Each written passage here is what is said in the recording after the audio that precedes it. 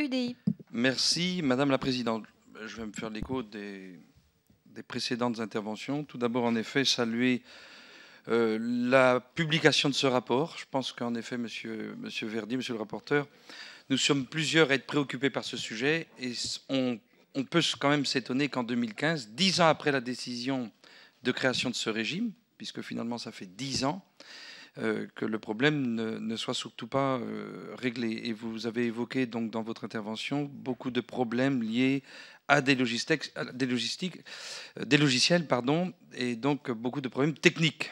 Et lorsque vous dites qu'il faut réhumaniser la relation entre les bénéficiaires, les ressortissants du RSI et le régime lui-même, je pense que vous êtes dans le vrai, vous avez raison. Moi, j'ai quelques questions à poser. Lors de la Rodière évoquait en effet le fait que l'on parle d'un réseau d'acteurs de proximité. Alors on les appelle les indépendants, mais ce sont avant tout des entrepreneurs.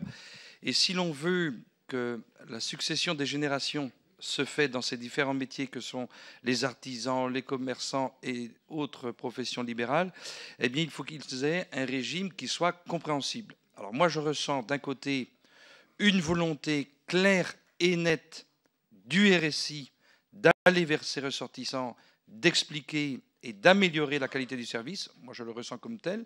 Et en Bretagne, ce qu'a imaginé le président Magrin avec l'expérimentation des médiateurs de proximité, je pense que c'est un vrai succès parce que enfin, on se parle. Donc ça, c'est important. Il y a un sujet, peut-être que vous ne l'avez pas suffisamment évoqué, c'est d'amener de la clarté dans le qui fait quoi. Qui effectue le recouvrement des prestations, le calcul tout d'abord, le calcul des cotisations, le recouvrement des prestations et qui sert les prestations. Il y a d'un côté les URSSAF et d'un autre côté le RSI. Et je pense, enfin je suis même convaincu qu'à cette heure, le rôle et la mission de chacun n'est pas clair. Que font les URSSAF? Que fait le RSI? Et pour l'artisan, enfin pour l'entrepreneur, on va dire au sens large, qui cherche à comprendre les modalités de calcul de ces cotisations, je ne suis pas certain qu'il arrive systématiquement au bon interlocuteur, même si on parle d'un interlocuteur unique. Ça, c'est un sujet. Deuxième point, est-ce que le régime social des indépendants, tel qu'il est imaginé actuellement, est-ce qu'il est économiquement performant et compétitif? Et là, je vais aborder quelques points. Déjà, le taux de cotisation. Est-ce que nous, le Parlement, est-ce qu'on n'a pas à se pencher de manière plus précise, plus fine, sur le taux de cotisation et sur la question des assiettes, des diverses assiettes de recouvrement? Parce qu'aujourd'hui, il y a plusieurs assiettes, plusieurs taux. Est-ce qu'on n'a pas à simplifier tout cela pour une meilleure compréhension de la part des ressortissants?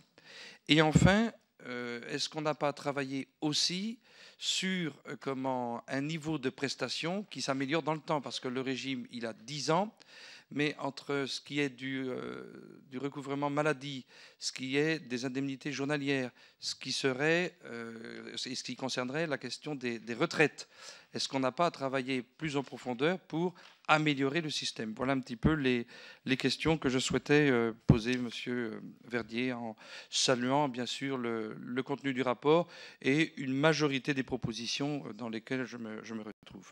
Merci, Madame Bonneton, pour le groupe des Écolos.